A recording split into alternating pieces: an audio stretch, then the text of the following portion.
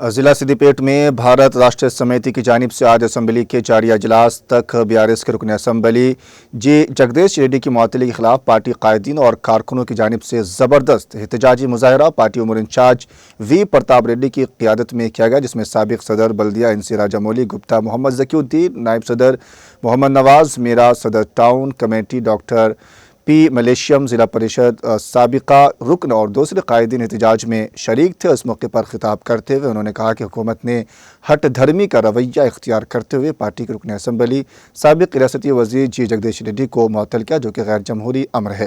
انہوں نے اسمبلی اجلاس میں گورنر کے خطبے پر کلمات تشکر کے دوران خطاب کرتے ہوئے حکومت کی ناکامیوں کو اجاگر کیا تھا۔